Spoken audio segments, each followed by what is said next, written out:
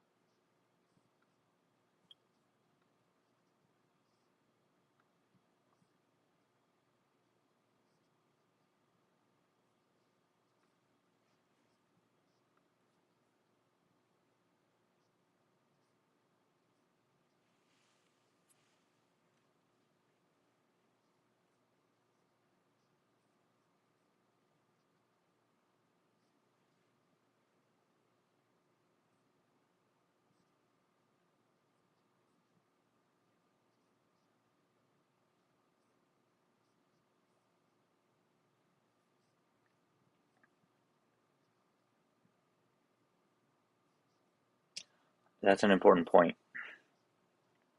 because like sometimes it's not the policy, it's written like with the best of intentions, but it's the practice of implementing it that is totally different.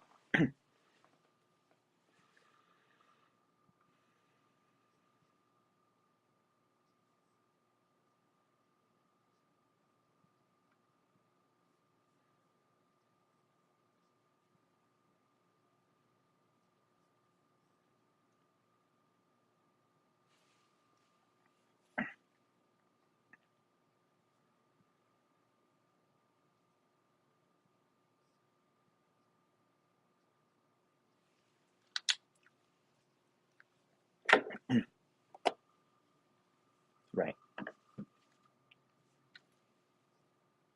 Hey, can you hear the audio?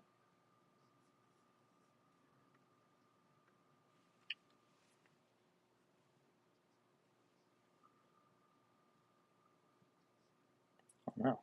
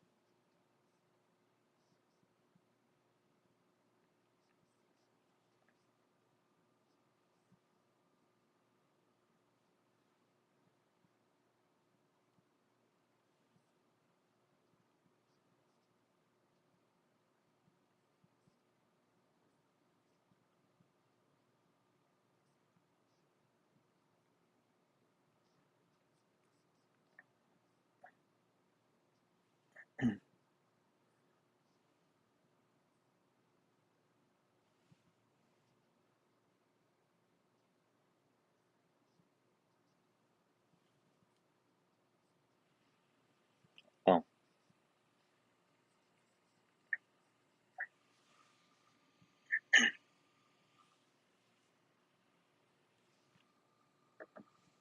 no, I'm not hearing it. Okay. So what do I got to do? Okay.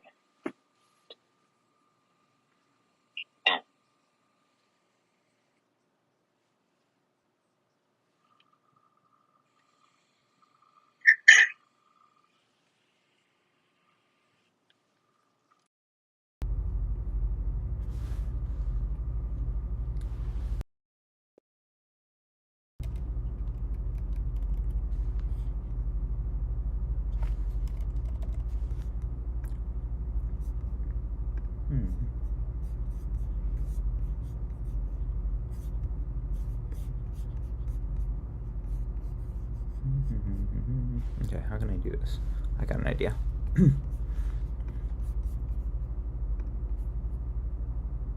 Colleagues Senator Wu and Senator Oh,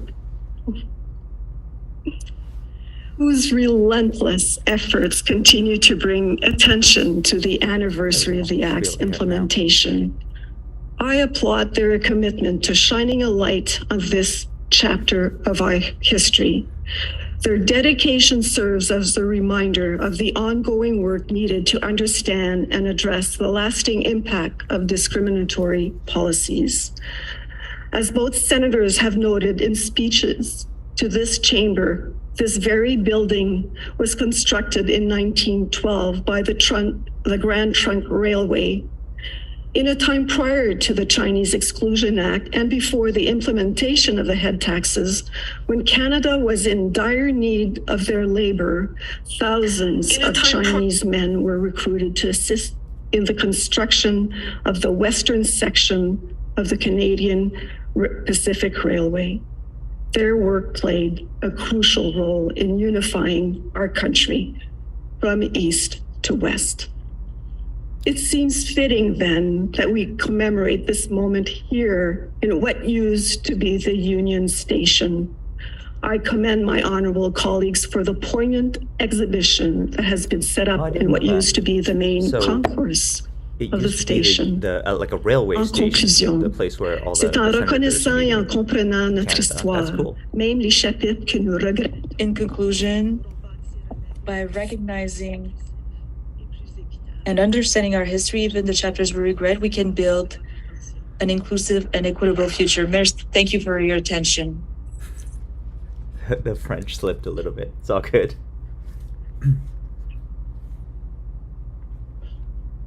Thank you, thank you to Speaker everyone who's Benny, joining us. for your remarks. What we're doing today is just going through the live stream of the National Remembrance of the Chinese Exclusion Act. Sorry, I wrote the title wrong to begin with, so I have to go and change it on a few different platforms. But it should be fixed soon. I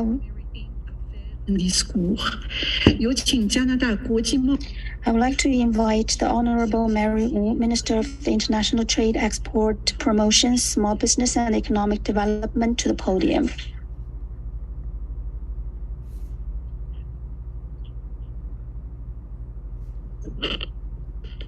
Merci, thank you. Good afternoon, bonjour tout le monde. And let me begin by thanking the Senator and the Elder for starting us in a good way. And let me also acknowledge that I'm speaking to you from the traditional and unceded territory of the Algonquin and Anishinaabe people. And for those of us who are settlers or even immigrants to Canada, it's important to recognize that Indigenous peoples have always been here and have been the caretakers of this land, and that we all have a role to play in reconciliation. It's terrific to be in the Senate of Canada, of course, with you, Your Excellency, our Governor General, the Right Honorable Mary Simons.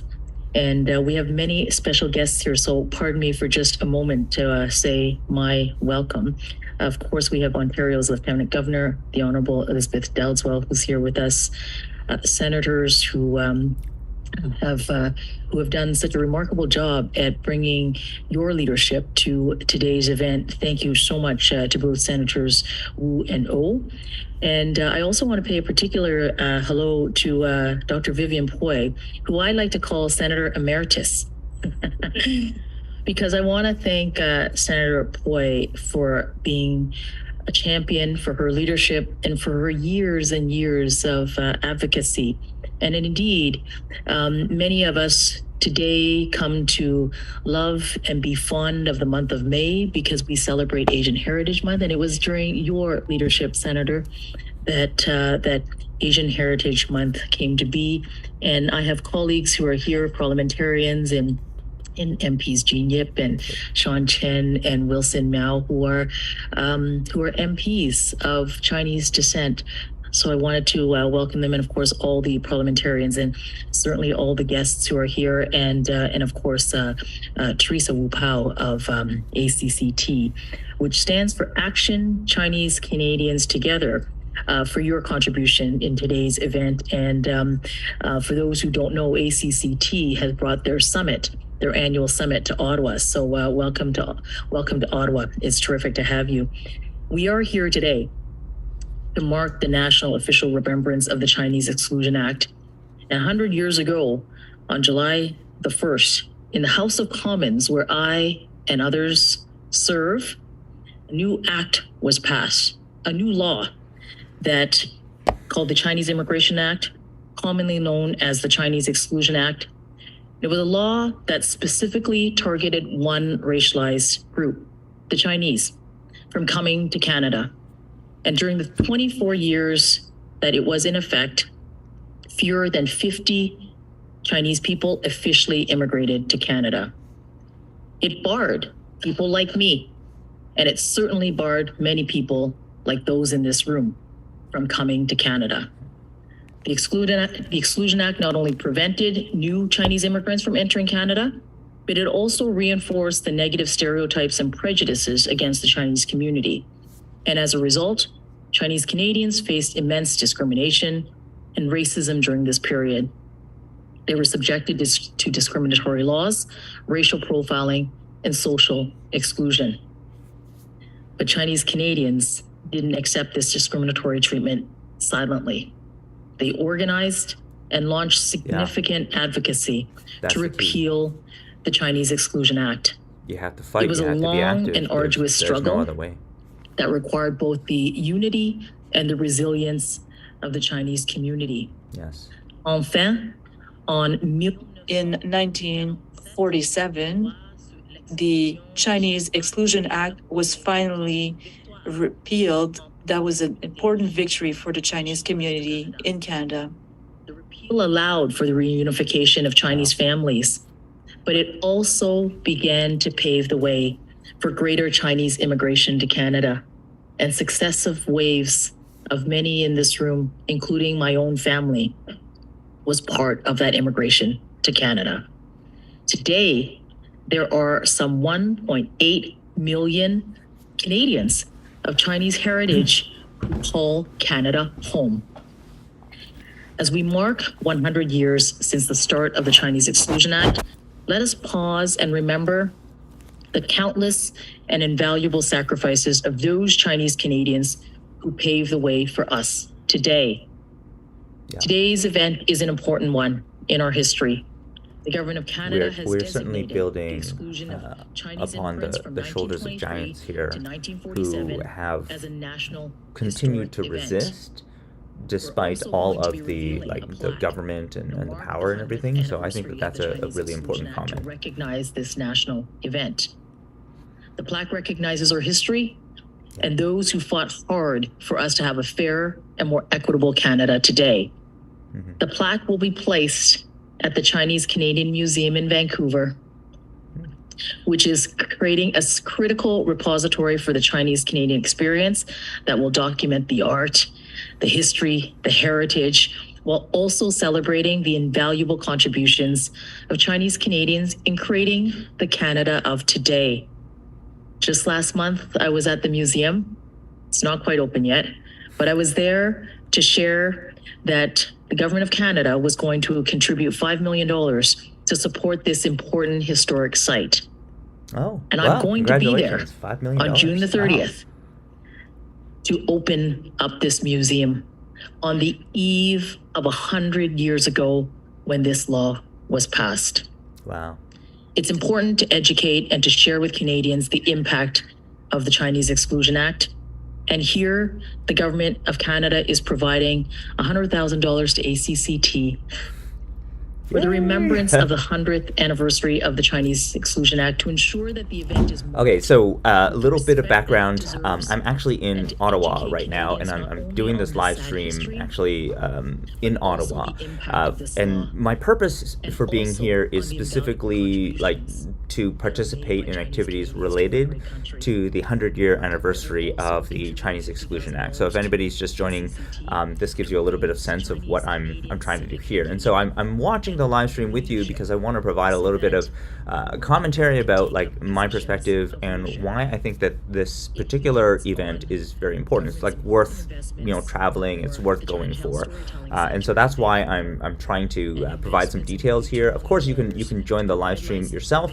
But I figured, maybe I'd provide a little bit of background as to why this is important.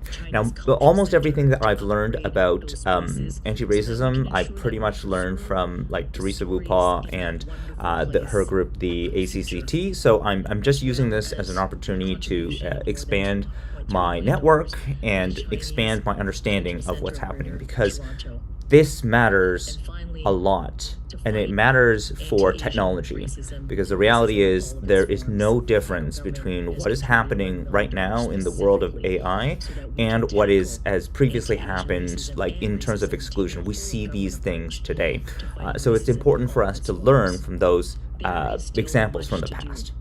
To continue to break down the barriers and to create a more inclusive society. But this year, it's more timely than ever to recognize our history and to ensure that it never repeats itself again. Les événements comme celui d'aujourd'hui. Events like today are very important. Respect to the legacy of Chinese Canadians, both past and present. Today, we are proud Chinese Canadians, and we contribute to every aspect of Canadian it's talking life, about how we had to fight. We had to fight for many, many years in order to get to this point where we could have our, a little bit more of an equitable, a more equitable Canada. And I think we need to fight in the same way for a more equitable online space and a more equitable internet. And that has been a lot of the focus of my work with AI parenting, has been thinking about, well, what can we do to better support that? I know I'm going to, and use the podium that I have as a federal member of parliament and as a cabinet minister, along with my colleagues and all of you to do that. Alors, travaillons ensemble. I look forward to Let's work together. to officially unveil the plaque at the Chinese Canadian Museum, where it will live. Together, let's keep preserving our history, celebrating our Chinese culture as Canadians, and let's stand together to support the generations to come. We have much to be proud, and we have much work to do. Merci beaucoup. Thank you. Also, now is the moment where we're going to see the plaque unveiled.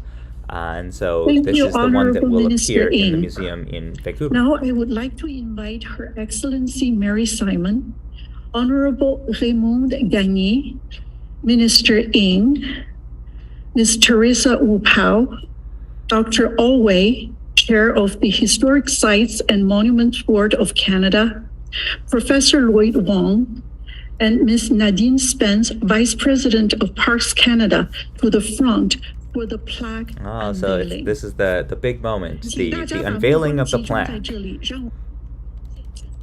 Please focus your attention.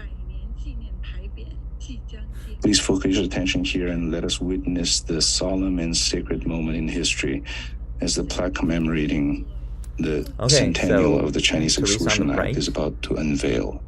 There you go. This is an important moment. It's bigger than I was expecting. I thought it was just going to be like a small plaque. They did not go small for this one.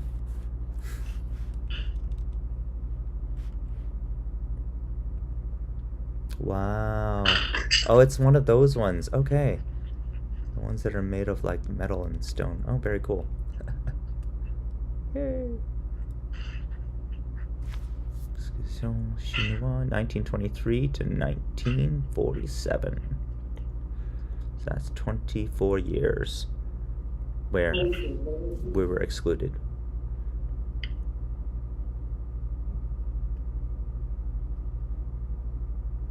Photographs, of course, with the media. Pretty standard stuff. I like that it's written in Chinese as well. On July 1st, 1923, Canada prohibited Chinese immigration. The Chinese Immigration Act 1923, Chinese Exclusion Act, was the culmination of anti-Chinese racism and policies, including the head taxes, which it replaced. All Chinese persons living in Canada, even those born here, had to register with the government or risk deportation, fines, or imprisonment. The act impeded family reunification, community development, social integration, and economic equality. Yes. Chinese men and women and their allies challenged this racist law, leading to its repeal in 1947. Still, their fight to dismantle racist immigration restrictions continued. Le 1er juillet 1923.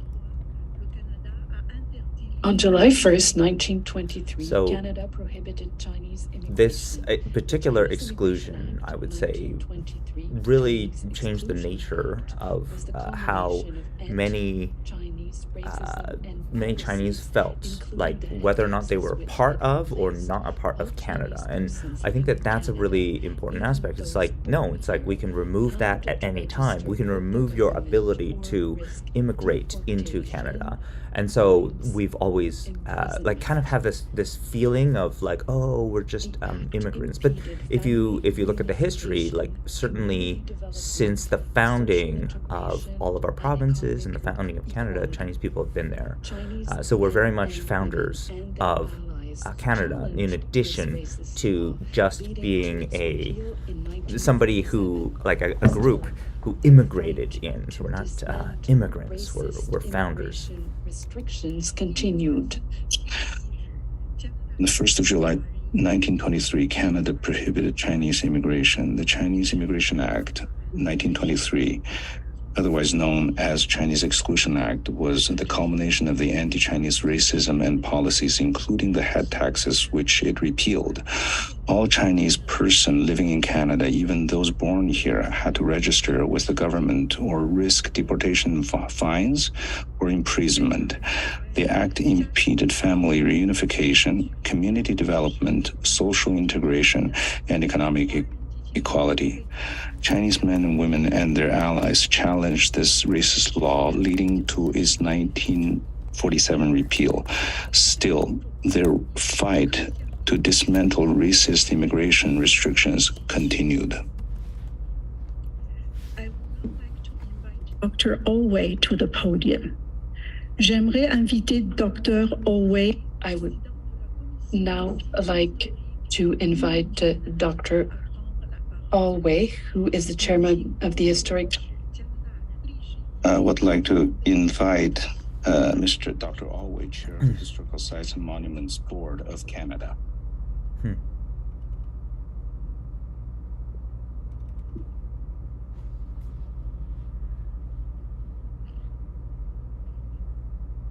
Your Excellency, Madam Speaker, Minister, Your Honor, distinguished guests, ladies and gentlemen of the streaming audience from coast to coast. Woohoo! Mesdames et messieurs, le passé du Canada. Ladies and gentlemen, Canada's past is rich in characters and events of all kinds that have made our country what it is. As Canadians, our knowledge of this past, its successes and failures, enriches our understanding of the world in which we live. What we are doing this afternoon is, I think, very important to all of us as Canadians, to us as a people. Our own history and how we remember our past is important because it helps define the way we think of ourselves as a society. The straight fact is that history is to the nation as memory is to the individual. It gives meaning and context and identity. Without it, we simply can't know ourselves. But using that's really good, because that relates to AI. We can perhaps together build a future bright with possibility. I'm asked to take just a moment to explain the work of the board to you. Created in 1919 and composed of representatives of all provinces and territories, the Historic Sites and Monuments Board of Canada advises the Minister of the Environment and Climate Change and Minister responsible for Parks Canada on the commemoration of nationally significant aspects of Canada's past. As a board, our agenda is in large part driven by so I liked how he mentioned that like history is kind of the collective memory of a society, and it forms like what we define as our culture. It defines what we consider to be a Canadian, and so this importance of remembering history is very applicable to our online world as well, because essentially it's the same thing. It's a lot of like history, we talk about AI as this technology of the future, but really it's a technology that tries to replicate a very specific version of the past. And if you know what the owner of this AI system is trying to optimize for, you will be able to like really understand like what this AI is going to produce. And so AI now, because we're talking about social AI, is very much a type of society, but now instead of people remembering, now we have computing and we have computers remembering. Must be more than simply celebration in order to reflect the full reality of our national story. Designations can recall moments of greatness and triumph, but they can also help us to reflect on the more difficult moments of our collective past. The exclusion of Chinese immigrants after the passage of the 1923 Act represents one of the most negative and tragic chapters in Canadian history. It must not be forgotten, still less ignored. The clear intention of the legislation was to end Chinese immigration to Canada. And for 24 years, it succeeded. That's right. But through the continuing efforts of courageous and committed activists like Juan Alexander Cumio, Hugh Doc Yip, and Jean Lum, and many others, in 1947, the act was repealed. And when we think about it, we can see that Canada in 1947 was not the same country it had been in 1923 when the act was passed. And the Canada in 2023 is not the same country it was in 1947. Canada changes. The country grows and evolves, and so too does our national story, as represented by our history. I would suggest that over the decades, the moral arc of this nation bends toward acceptance and equity and inclusion.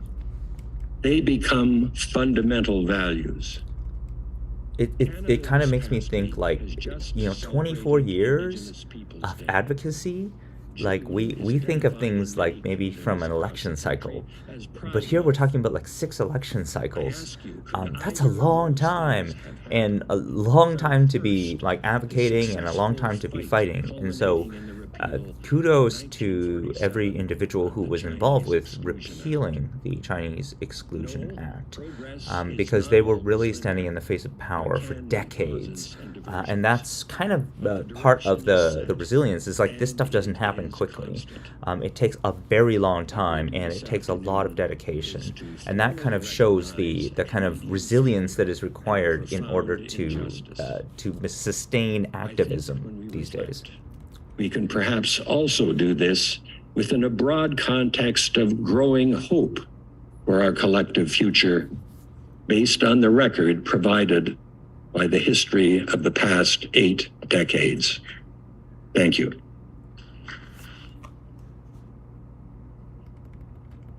So for anybody who is just joining now, this is a live stream of the National Remembrance, the Canadian National Remembrance of the Chinese Exclusion Act.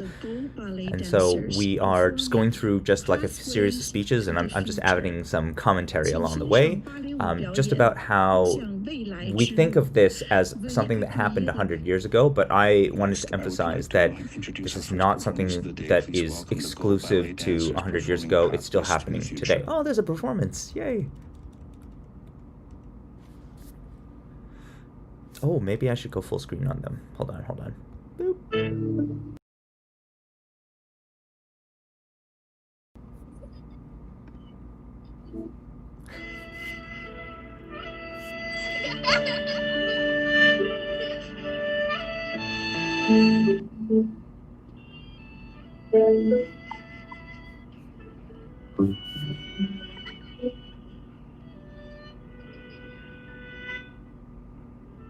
The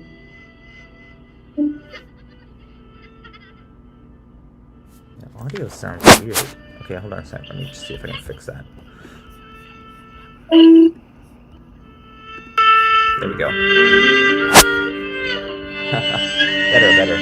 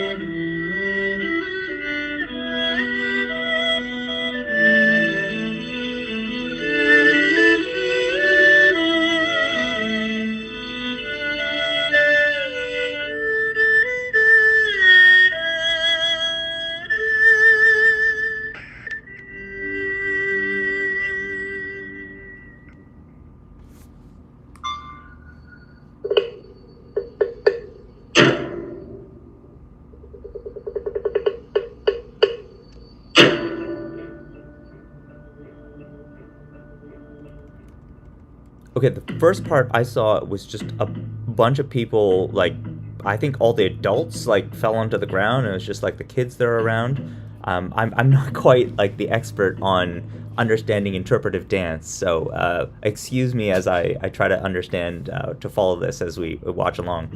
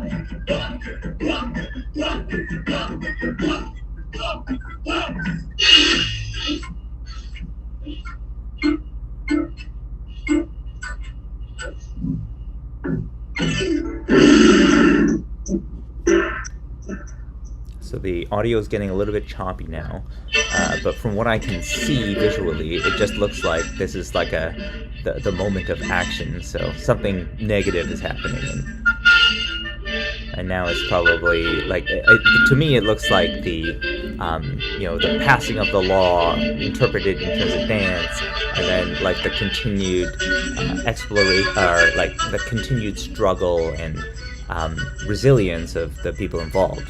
But this is just a wild interpretation. I'm not an expert in interpretive dance.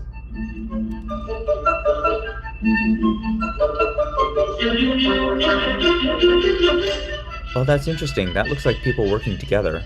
So like a type of collaboration.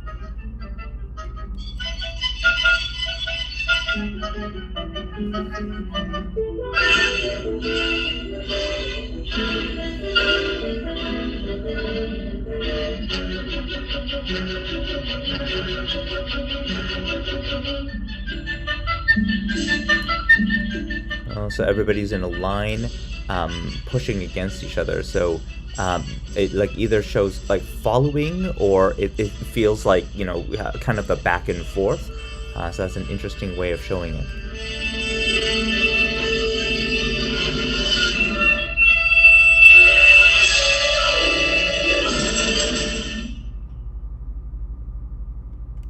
Very interesting, very interesting.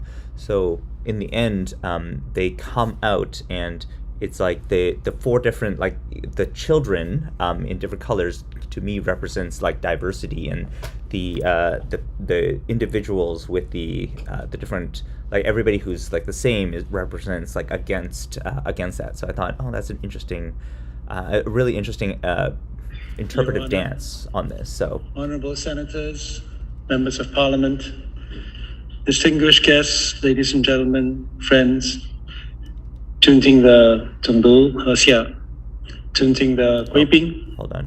女士们、先生们、朋友们、加拿大同胞，大家下午好。Good afternoon, bon après-midi. Gathered here in the Senate chamber, which is on the traditional territories of the Anishinaabe Algonquin, are Canadians who have come from across the country to take part in today's event. Gathered on the traditional lands of many other Indigenous peoples are thousands via live stream. From the Pier 21 Museum in Halifax, to the Toronto and Calgary Public Libraries, to the University of British Columbia, Canadians are taking part virtually in this truly national event at one of nearly 400 registered viewing parties. To all of you who are watching online, I want to say that your presence is felt in this chamber, and all of us here in Ottawa, thank you for being part of this historic commemoration. the use of the different styles, like for example having watch parties and then people can set up their own watch party, is quite interesting. So you're kind of I've signed up as a watch party, so anybody who's joining me today is welcome to the watch party. Bowed a few times at the end of their performance. This was not only to acknowledge your appreciation, but it was also an artistic rendition of the ritual bowing that many Chinese observe when they remember and honor their ancestors. Which is why we are here today, on the 100th anniversary of the enactment of the Chinese Exclusion Act. This ceremony, like so many other events that are taking place across Canada in 2023, is not only about a 100-year-old law, it is above all about the Chinese in Canada who paid the price of that vile legislation and the trauma that afflicted the Chinese community for years to follow. You will see the faces of some of the ancestors we honor today in the exhibition on display in the concourse of the Senate of Canada building, where we will be holding a reception after this ceremony.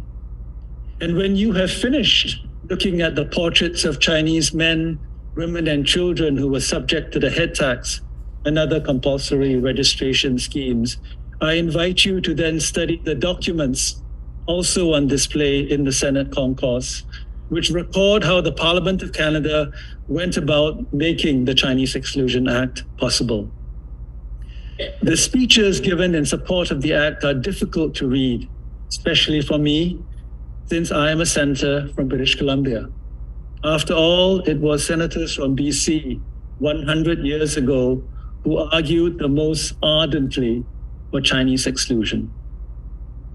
For what it is worth, the Senate of Canada made the Chinese Immigration Act of 1923 less harmful than it could have been.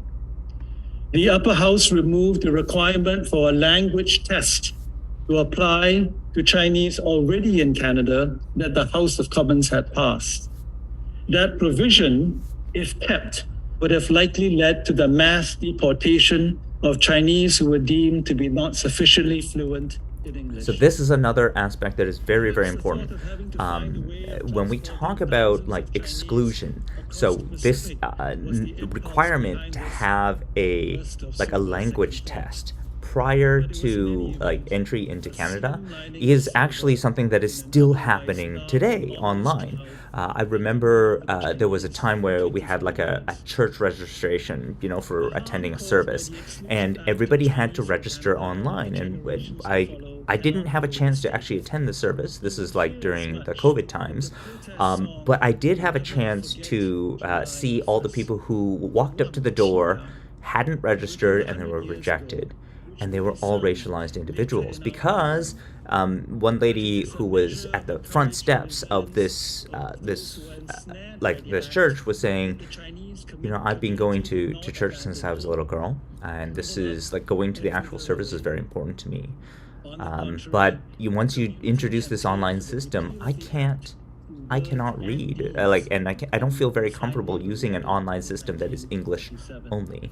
And as a result, she could not access those services. So many of the user interfaces or whatever that we show, they're covered in very complicated English. And it may seem intuitive to somebody who is a native speaker, but for anybody, even like my own father, who if he's buying something on Amazon, he's asking me to do it because he's like, well, I may not read it correctly, and then I may buy the wrong thing, so I need your help to verify things. So there's a huge barrier still online because of the focus on English only. And so that is something that we still need a lot more work in order to make accessible. We lived through the entire period of Chinese exclusion. Clap, clap, clap. There are times, though, when I wonder the period of Chinese exclusion really is over. The recent sharp increase in racist acts against Chinese and other Asian Canadians should give us all pause, especially those of us who are the usual occupants of the seats in this chamber. The Senate, together with the House of Commons, got it very, very wrong 100 years ago, and it would be hubris to think that we couldn't get it wrong again.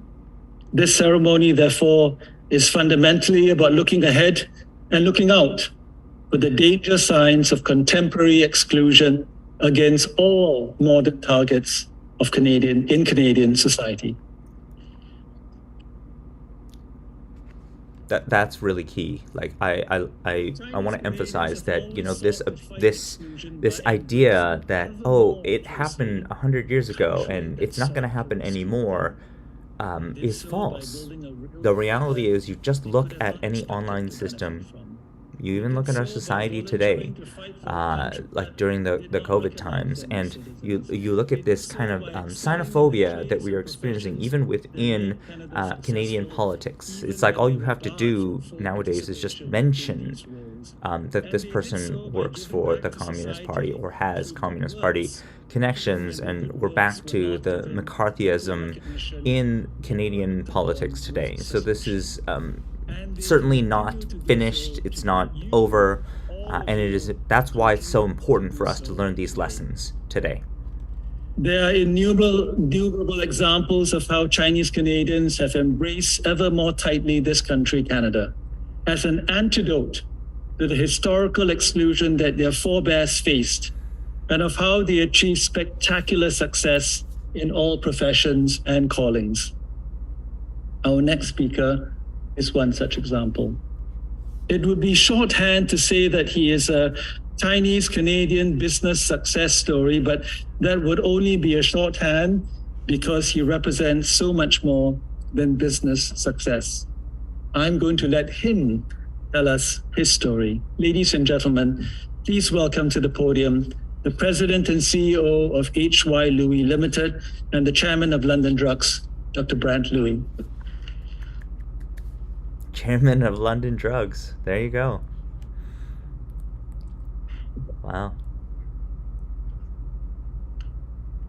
We get to learn. Your Excellency, Madam Speaker, ministers, honorable senators, and distinguished guests.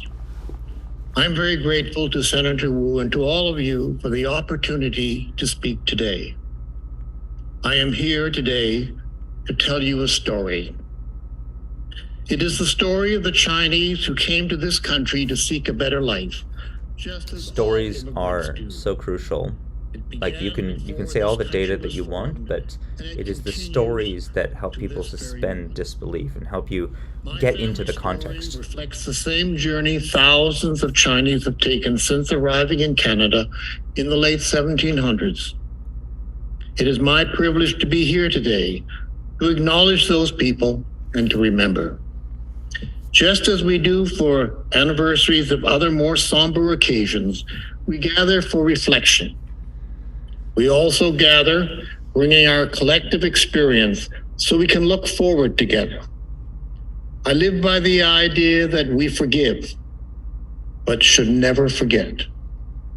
That means moving beyond blame and rhetoric and finding new ways to think and act.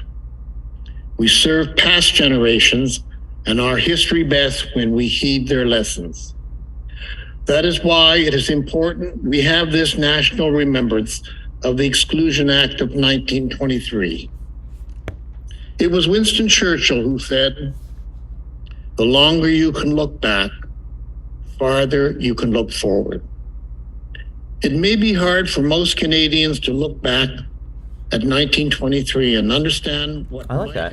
The longer you can look back, the farther you can look forward, and I would agree. I think that applies to technology a lot. We'll look further back for the genesis of what would become one of the most harsh and discriminatory acts in our history. The seeds were planted in the need for labor to complete the Transcontinental Railroad. Once the project was complete, there was no need for the influx of Chinese who had been brought in. The Immigration Act of 1885 came into being along with the head tax. The act was modeled after similar laws in the US and other countries. They were designed to discourage the Chinese from coming to those countries. So think about it this way. Canada needed a railroad that went all the way across Canada. In the same way, today with AI systems, we need a huge amount of data that is is labeled and marked by people, and so these are being done by people in the poorest regions of the world, kind of new a new type of provision for them. And then eventually they might get to the point of like, hey, I want to be able to participate in these online systems as well. I might want to be able to use generative AI. So are we going to get back to this? Are we going to make this mistake again? We're not that far off, and AI, it has a lot of similarities to this. Fanjing arrived in Victoria in 1862. His son, Sito Yingshek, was born in Victoria in 1889. Better known as Sito Moore, he was considered a great intellectual, artist, and scholar. He was held in high regard by many in the political, scientific, and cultural communities. Interestingly, he has a direct link to today's proceedings. Well known in the community, he headed a committee to study the Chinese Immigration Act of 1923. They came up with 4 proposals to oppose the harsher elements of the new law. During this time, he also acted as the liaison between the Chinese Council and the local Chinese Canadian community. As we know, the act eventually did pass into law. However, Sito Moore helped to reduce the outright exclusion of all Chinese, first proposed by the Canadian lawmakers. My paternal grandfather, Hock Yat Louis, immigrated to Canada in 1898. On arrival, as noted in his Chinese immigration certificate, he paid the $50 head tax. In 1903, 20 years before the Exclusion Act, he formed the H.Y. Louis Company, a family business and one of British Columbia's largest employers, still in operation 120 years later. Along with his Chinatown neighbors, he survived the race riots of 1907 and ongoing systemic racism to succeed and thrive. As I stated earlier, the story of my ancestors is a story of countless Chinese in Canada. Despite efforts to deny them their rights and freedoms and human dignity, they had the courage to persevere and overcome their circumstances. Their story is Canada's story. And if we wish to say we are truly inclusive and a diverse country, everyone must be included. It is critical the story of the Chinese Canadians, like those of Indigenous people, be told fully and truthfully.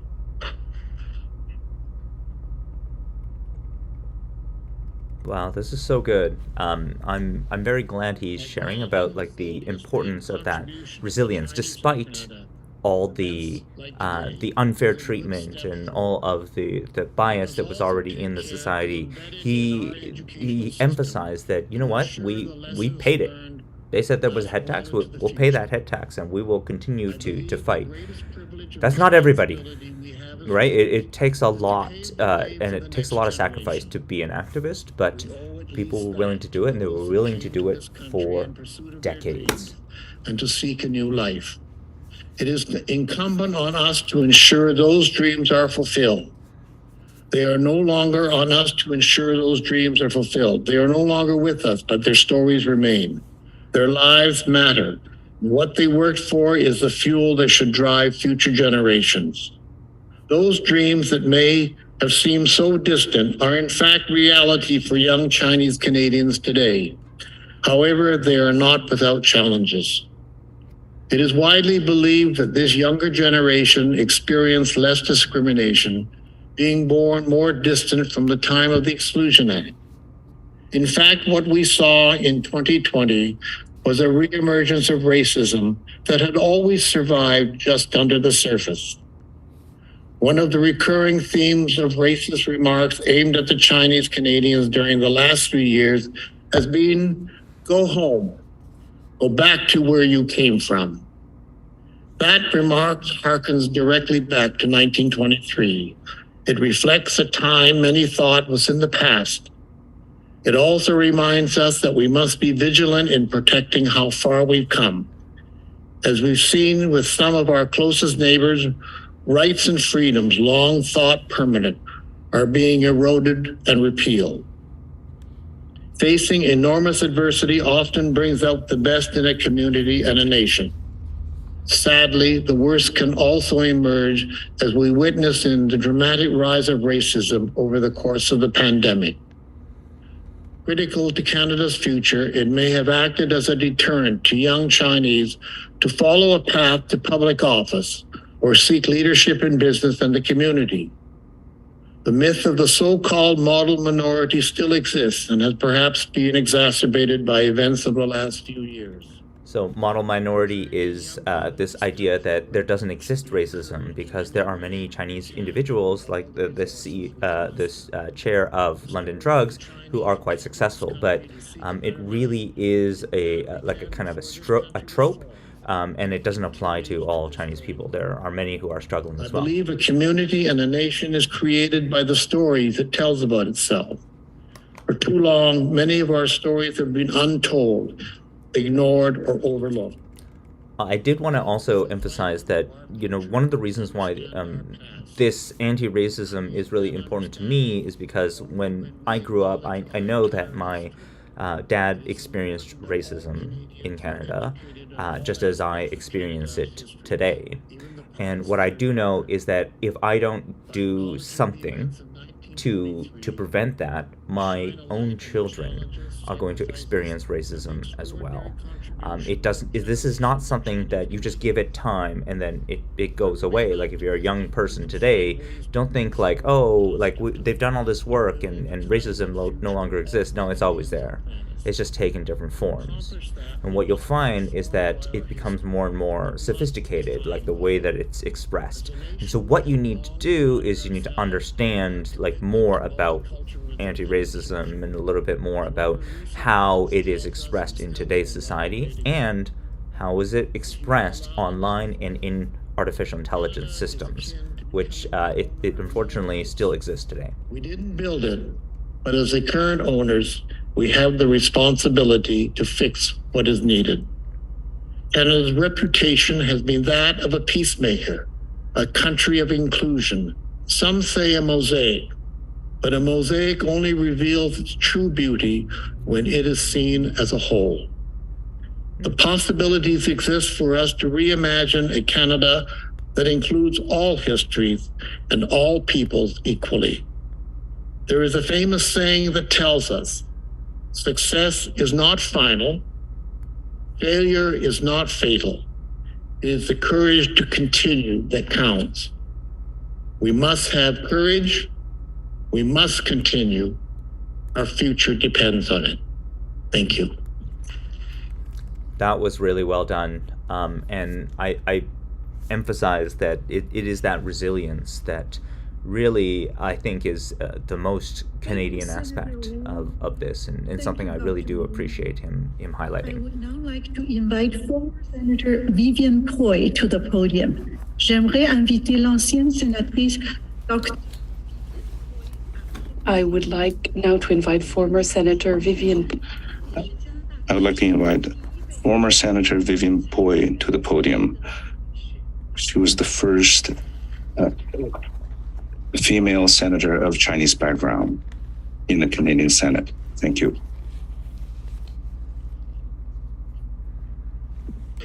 Your Excellency.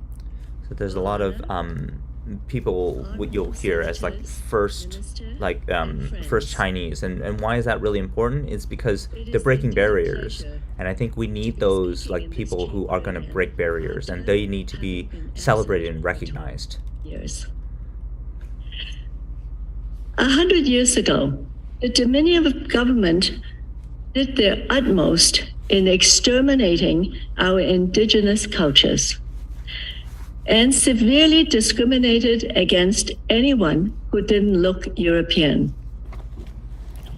In 1923, the Act Respecting Chinese Immigration, as was mentioned before, also known as Chinese Exclusion Act, specifically targeted one ethnic group. Now, that was very, very unusual. the Chinese. And it was adopted and assented in this chamber, despite the fact that it was Chinese labor that had made it possible for the completion of the Canadian Pacific Railway through the Rockies in order to connect British Columbia to the rest of Canada. Otherwise, British Columbia would have become a part of the United States. Besides the exclusion, well, that's interesting. The 1922 Act. Hey, British Columbia has a lot. They owe a lot to the Chinese that helped build that railway in Canada, irrespective of allegiance or citizenship, to register and obtain a certificate to show that they have entered Canada legally. I want to mention at this time that my husband's family, the Poy family, including our former Governor General, Adrian Clarkson, who was Adrian Poy, were on this registry. Now, the family were in Canada temporarily during the Second World War. And in 1947, if the Chinese exclusion had not been repealed, the Poy family would have been deported from Canada. A more humane Canada began after Canadian soldiers had fought Nazism, fascism, and Japanese imperialism in the Second World War. Canada started to accept refugees from Eastern Europe. Chinese exclusion was repealed, and in 1948, Canadian John Peters Humphrey drafted the Universal Declaration of Human Rights, which was unanimously adopted by the United Nations General Assembly. This was the Canada I knew when I came to study at McGill University in 1959. Over the next half century, laws and regulations began to gradually reflect a more just society. And in order to adapt to labor needs, Canadian immigration slowly opened to populations globally. Today, Canada is a very different country from what it was 100 years ago, as Dr. Alway had mentioned. As an immigrant welcoming country since 1967, it is knowledge and skills that are the requirements for immigration and no longer the color of our skins. In order for our country to prosper and be a leader among nations, Your Excellency, Your Honor, Minister, Honorable Senators, what happened 100 years ago to the Chinese must never be allowed to happen again to any group in Canada. I mean, it's an important lesson, and not allowing them to continue, or not allowing that to happen again in Canada certainly is very important. But I think it was Mark Twain who said, like, history doesn't repeat itself, but it does rhyme. And so I think that's more of what I'm seeing today, especially in the world of artificial intelligence. Dr. Louis Mendes, Senator Poy, thank you for your touching words. It is a privilege to have you both joining us for today's ceremony. Your Excellency, Mary Simpson, Your Honorable Elizabeth Donnelly, colleagues, senators, distinguished guests, ladies and gentlemen. 今天我谨代表 I, on behalf of Canadian Parliament, I would like to extend my welcome to all brothers and sisters of Chinese background and to reflect this despicable act that was passed 100 years ago. Today, we would like to advocate for our effort in order to protect our rule of law and to build a more prosperous Canada. As an ethnic Chinese senator for Ontario, it is the honor of a lifetime to speak to you on this remarkable day of remembrance. Today, we commemorate the centennial anniversary of the Chinese Exclusion Act. In the very chamber that approved the legislation 100 years ago, the provisions of the Chinese Exclusion Act is not lost on the minds of our guests, both in person and virtual. Among us, we have direct descendants of head tax certificate holders, Canadians, whose very existence was patterned by the exclusionary nature of the act.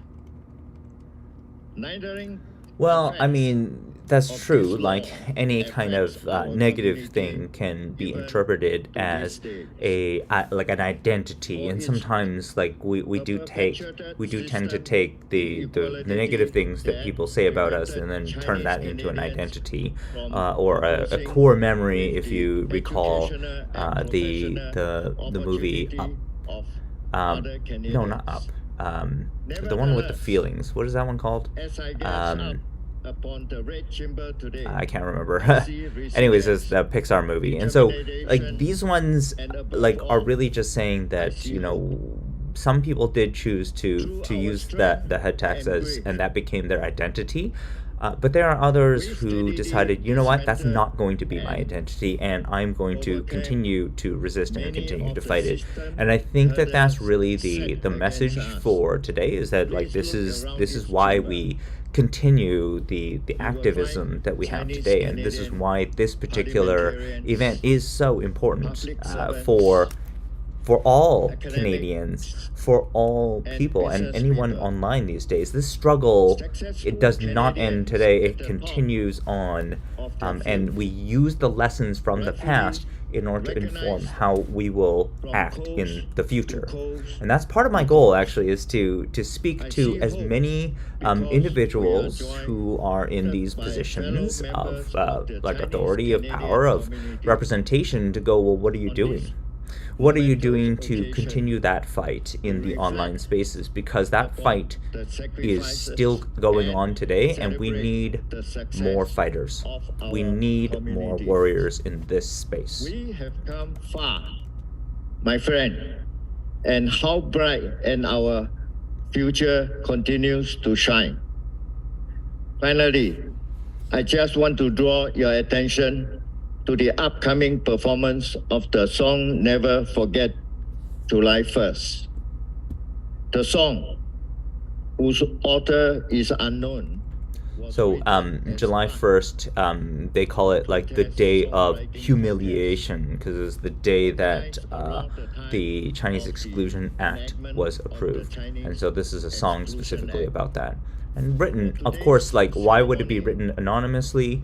Often, like, anonymous criticism was the only thing that would be allowed. Otherwise, like, the authorities would come after you. And so this was something that was done probably out of necessity, like a survival necessity.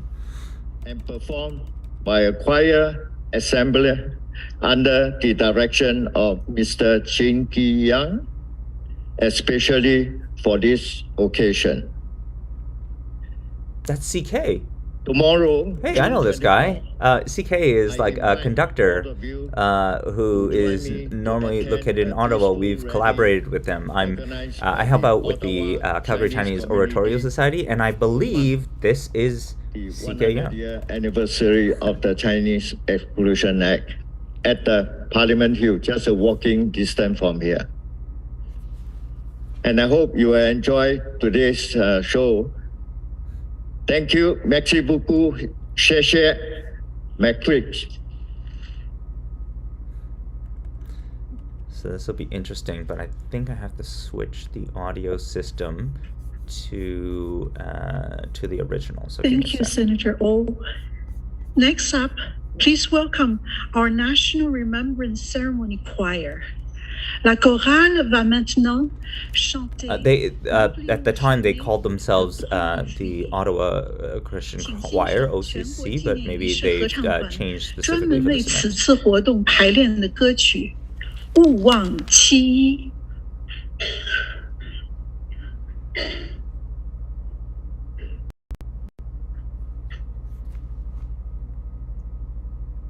Is it CK? Oh, there, up there. Oh.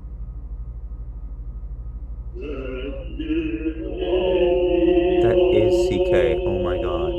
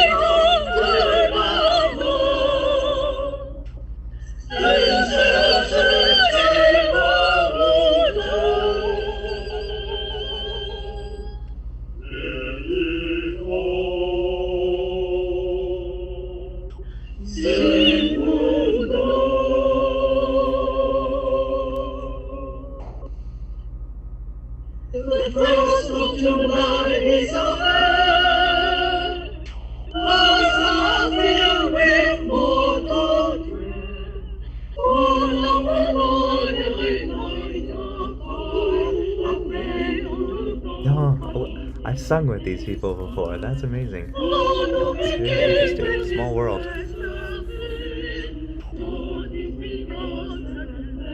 That is CK right there with the yellow around him. That is so cool. Small world.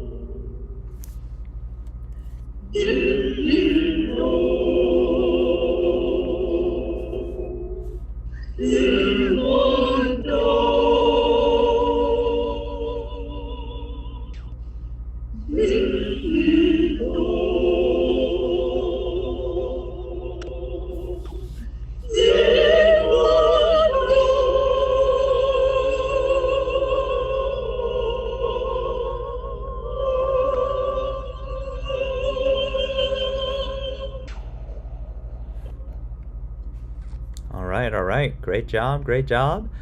I will add that like huge props to the lady who I probably had to learn the Chinese in order to sing this one. Sometimes like you have to like write it down or something. Whatever works. But it's really nice to have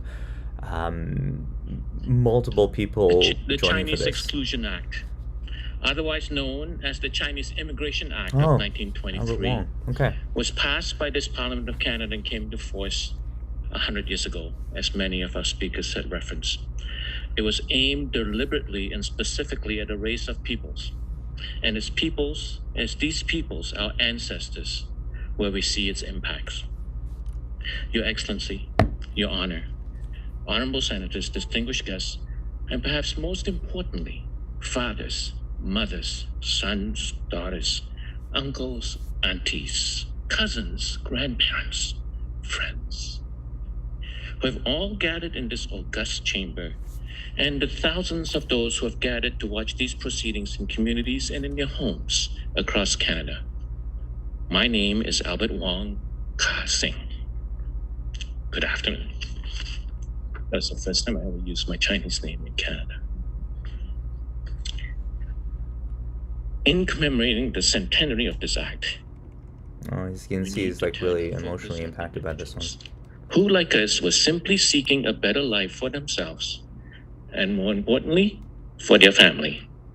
It is in their stories where we find pain and sorrow, and where we also find determination and perseverance. My stories today that I'm going to recount begin with Wong Alexander Kum Yao, who Senator Wu mentioned, who in March 1861 was the first Chinese Canadian born in British North America. His parents immigrated to these lands. Educated here, he spoke multiple languages: Hakka, Cantonese, English, and Chinook Wawa.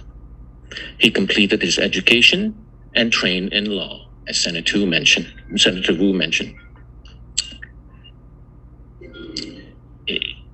He was unable to take the somebody's phone is ringing right now. Voters list. Despite being born here, the denial of his voting rights, a basic tenet of citizenship, resulted in a denial of a professional career in law.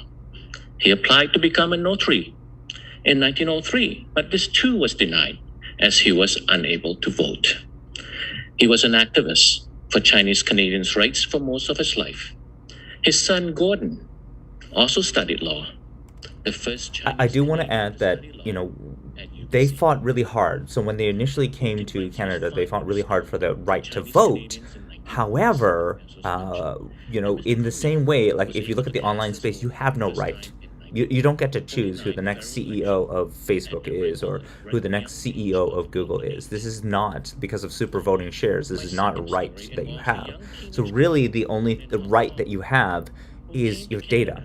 Your data is your vote online. And so you can choose to give it to one company or give it to a different company. And so that's really like why we need to focus so much more on privacy these days, especially when it comes to the world of AI. Who was then in his 40s, with her paternal grandfather, who was in his 60s. The fulfillment of two family milestones since the first arrival of her great-grandfathers to North America as laborers in the 1920s. That teenager graduated from the University of Calgary in 1982 with a Bachelor of Social Works and became a community activist with years serving all peoples. Along the way, she founded 6 volunteer organizations and was elected a public school board trustee in Calgary in 1995. You can't cry. This is Teresa Wu Pond that he's referring to. The first Chinese woman to hold such a position. She was later elected to the Legislative Assembly of Alberta in 2008. Again, the first Chinese woman to hold that position, and became a cabinet minister and a member of the executive council. She's also one of she is the person who founded the ACCT organization, Action for Chinese Canadians Together. For the first time in the 70s, is our Teresa Wu Pao.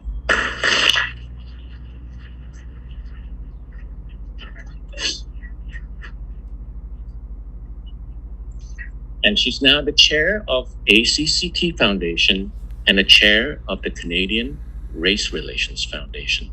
Thank you, Teresa. My final story I will tell you today is that of a man whose story almost never started. Well known in the Chinese Canadian community here in Ottawa, Mr. Bill Zhou, standing over here.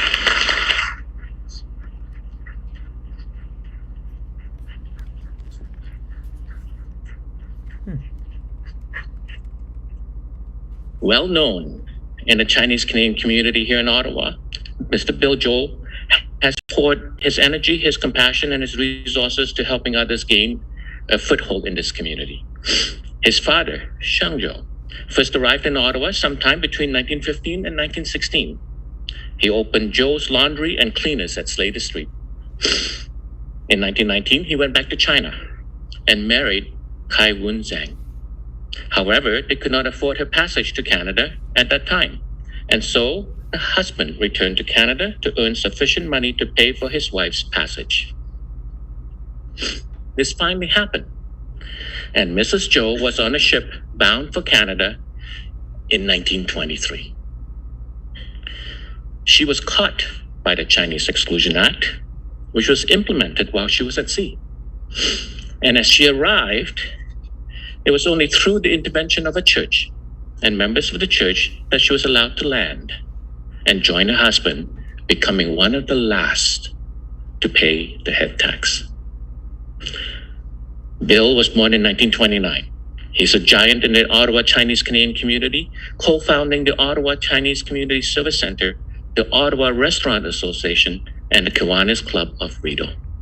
He got involved with Project 4000, sat on 2 committees, and the planning board, and was director of the Board of Trade for Ottawa.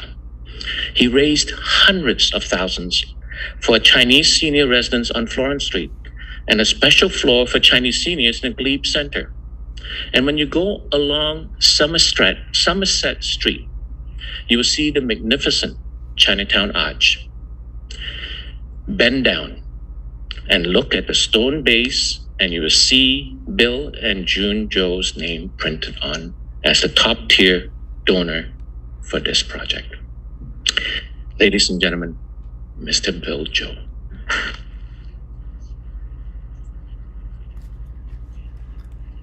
So it's always important to recognize individuals who have made significant contributions towards making things better for people locally. And I think that there are quite a few people who are in that chamber, the Senate chamber right now, who have substantial histories of contribution in this space. And so we will see a lot of recognition of this. This is one thing I've noticed about politicians. They're incredibly good at recognizing the contributions of others. And I think that that's a big part of their strength, and it's where people get the motivation and the drive to keep trying and keep remaining resilient, because other people, it's essentially saying, I noticed you, I noticed what you did, I saw, and you did a great job. And so that kind of recognition is very, very important in any kind of activist scenario. And it's something that I've learned, is that kind of recognition of others is really how we build that community. And if we don't do that, trying to do it on your own, it's not going to work. Jean Lum, Order of Canada. I still remember wet, hot Quebecois summers, wandering the kitchen of Gong Gong's restaurant, tracing my finger on stainless steel countertops, sliding my feet on slick tile floors, a child, dodging the frenzied bodies of distant relatives, all of them my great uncles, all of them Toisanese, shouting at each other in slurred village dialects of the Heung Ha, small men with big wok hey, slinging fried rice and chicken balls with fierce abandon outside. A dining room of people wait impatiently for their lunch specials. Désolé. I love this. Quelques minutes de plus. My grandpa repeats in broken French over and over. His smile tired bright. His eyes a disappearing horizon, always searching east, always pointed home. Did he know? That coming to Canada would turn out this way?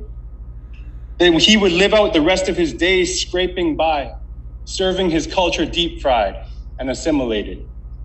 Gongong's restaurant was called Les Rivières Orientales, a tributary of an oriental river flowing across the Pacific of coolies and... That's really important. This notion of assimilation, like we're going to assimilate.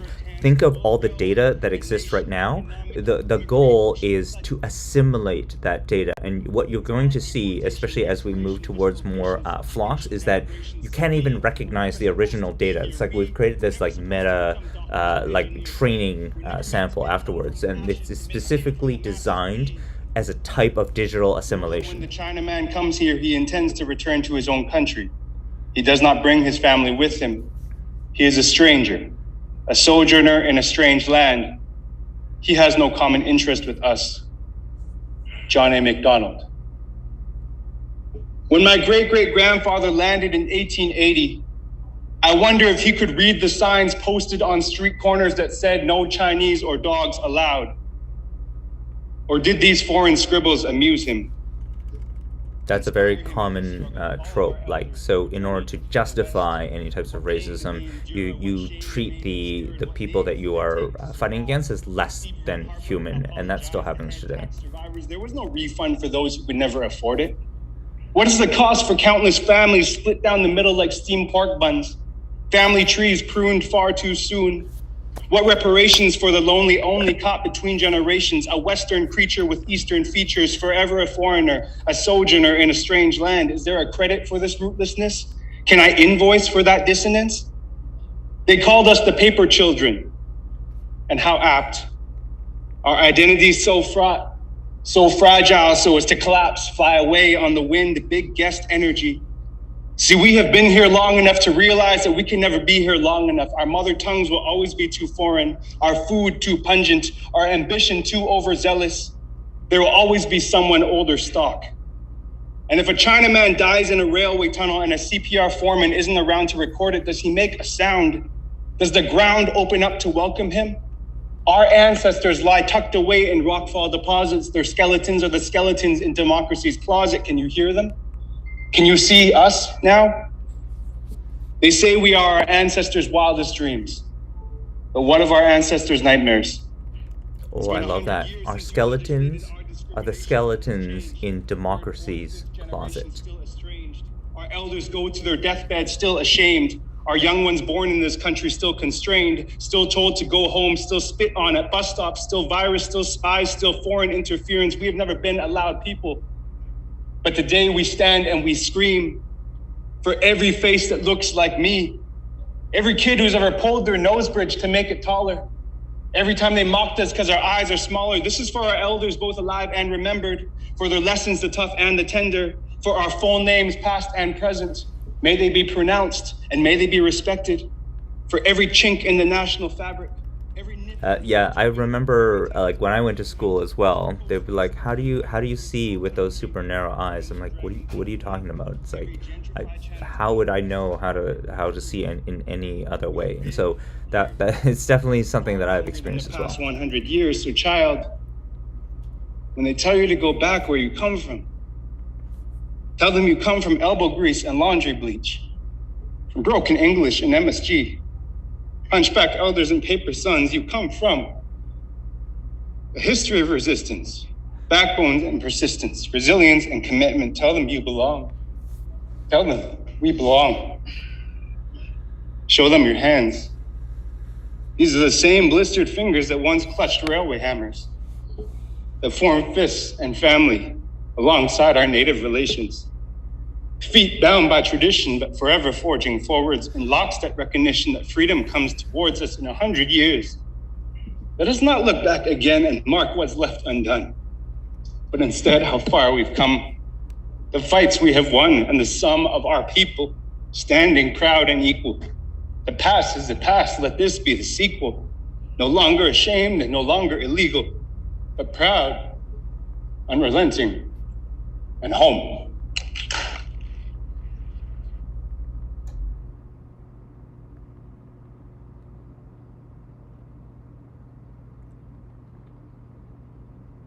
That was amazing. That was amazing. I want to say, like, whew, this guy, he's, oh, yeah, like, he's definitely got it.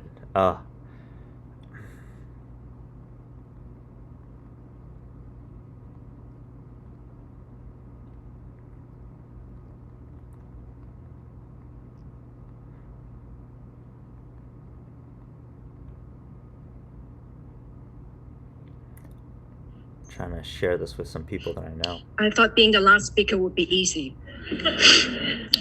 Your Excellency, Your Honor, Minister Ng, Honorable Senators, fellow Canadians, community members, and friends, 大家好.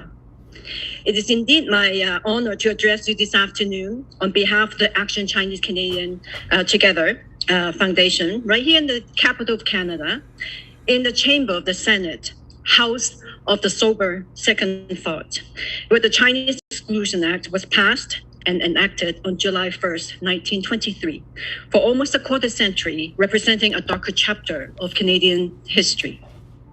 Today's national remembrance of the centenary of the Chinese Exclusion Act, hosted by the Senate of Canada, we turned the page, starting with the recognition by the Government of Canada, Historical Sites and Monument Board of Canada, that the Chinese Exclusion Act is of national historic significance to Canada, recognizing both the historical importance of the act and the social consequences of the act that impacted the people and development of Canada.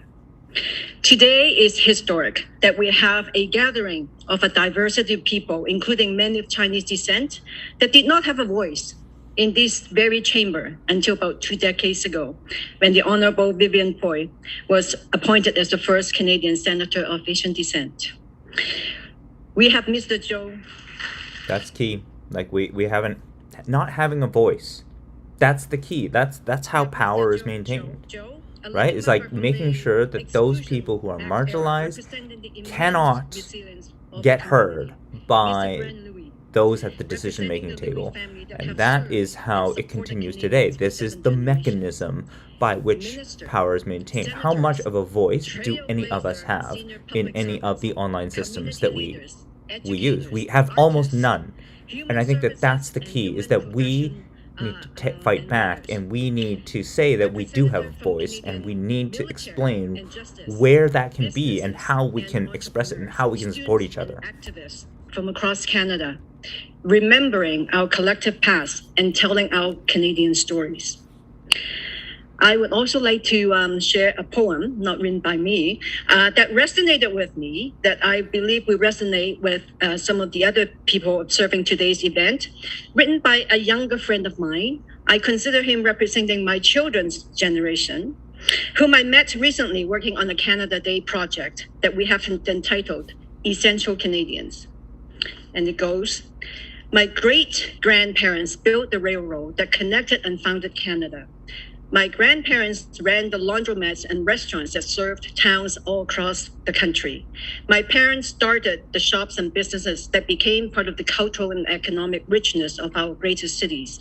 Now, like my parents' parents, and even their parents before them, I work for Canada. I look after your kids. I take care of your parents. I make sure you're healthy. I plant and harvest your food. I stock your shelves. I deliver your goods. I build your homes. I educate your sons and daughters. I run business big and small in your communities. I add to the vibrancy and cultural richness of your cities. I'm more than an essential worker. I'm an essential Canadian. I work for Canada. Canada doesn't work without... Not just an essential worker, an essential Canadian. So recognizing the value of the individual is not in the work that they do, but in their personhood. Innovate, create, and lead us all to a brighter tomorrow. The Action Chinese Canadian Together Foundation, we earnestly start the next chapter tomorrow, right here at the capital of Canada, at the Aspire to Lead Leaders Summit, to to contemplate what we want for the next 100 years. We will examine issues of persistent underrepresentation of Chinese Canadian in leadership, our role in reconciliation with Indigenous peoples, and working with other equity-seeking groups as leaders. We will explore what would a truly equitable and inclusive Canada look like for ourselves and our children. And as my good colleague and arts champion, Patty Pond, reminds of us, what is Canada asking of us at this moment in time? I would like to thank the Senate for hosting and the Senators' active participation and contribution in the programming of the Remembrance event today. All the staff and volunteers from the Senators' offices and the ACT Foundation. Chair of our Remembrance event committee, Judge Albert Wong, and the Government of Canada, Canadian Heritage, for supporting the public education of the Chinese exclusion in the months to come. And the amazing performances by our commissioned artists, Chan Han Go of British Columbia, and the Go Ballet dancers for the elegant and moving portrayal of the Exclusion Act, the Chinese Canadian composer Ashley Au from Manitoba, and the choir from Ontario, for encapsulating the sentiment of our forefathers who endured the exclusion and humiliation, separations and loneliness, but also the enduring hope and determination. Your efforts made possible to include the voices of our ancestors who paved the way for us. An important emotional moment. And the remembrance today. And Chris Tees, my little contribution for bringing you here. So from Yukon Territory, your poignant words reminds us of our continuing quest for full and equal citizenship, the optimism and hope of our future generations, and a generation that is finding their voices to take up their space and to continue our Canadian stories. We thank the many public entities, the Canadian Race Relations Foundation, the Nova Scotia Human Rights Commission, Pier 21 Museum, the municipalities from coast to coast, including Halifax, Calgary, Alberta, and several municipalities from the Greater Toronto Area, as well as the many community organizations and individuals that are part of the almost 500 watch parties hosted from across the country today. We thank you for your participation and support. Thank you all for partaking in today's remembrance of the 100th anniversary of the Chinese Exclusion Act and your steadfast support during this yet another challenging time. It is challenging because essentially a lot of this is lonely work. You do a lot of work kind of behind the scenes and nobody notices, and not only do they not appreciate the work, they also like actively fight against it.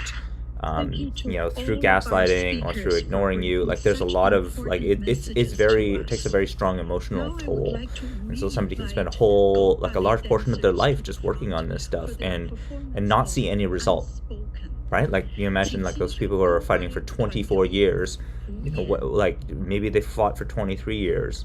And then they were like, just like I'm gonna give up. It's like that's the level of dedication that was required. So final performance. Oh, and instead of I will add my interpretive dance understanding, but I need to add some music first. Hold on. Oh, this is the original. Okay. Alrighty. Here we go.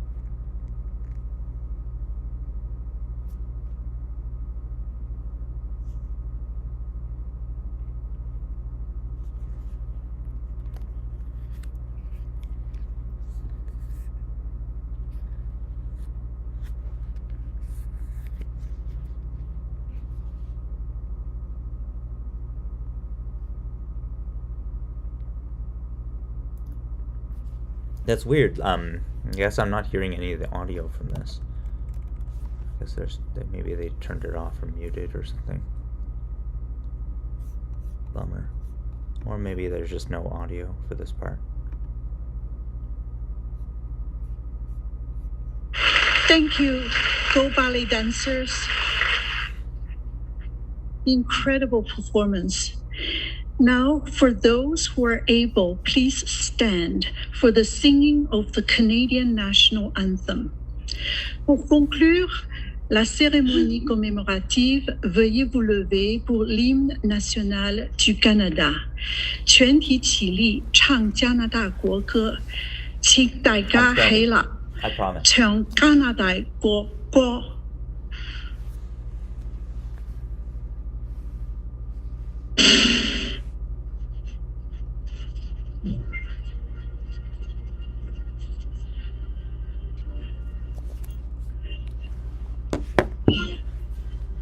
Oh, no. Come on. No audio. Come on.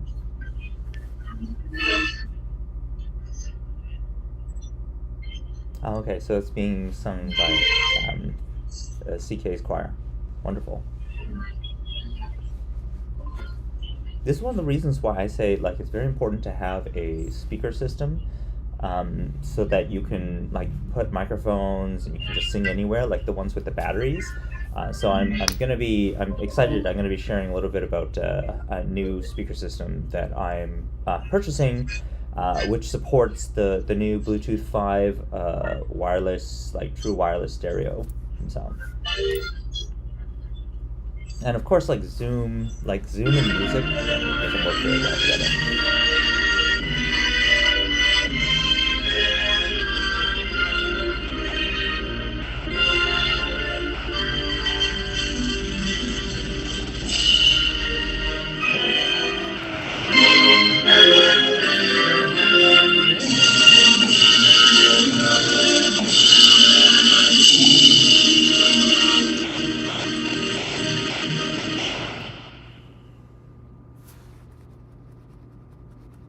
Yay! All right. Thank you, ladies and gentlemen. Please remain standing for the departure of the platform party. Mesdames et messieurs, merci beaucoup. Veuillez rester debout pour le départ du cortège de la tribune officielle. I thought it was very good. I'll probably end the stream about here. I need to move to another meeting. I will catch up with you guys later. Thank you for everyone who was joining today. And if you want, like, I'll be sharing a little bit more. I'm in Ottawa for the next few days, and I'll be sharing about, like, what I've learned. And if you're interested in more of this stuff, I will be attending the ISTE conference right after this, and hopefully speaking to more educators about what is happening with AI and where that's going to go. Please join us in the Senate foyer.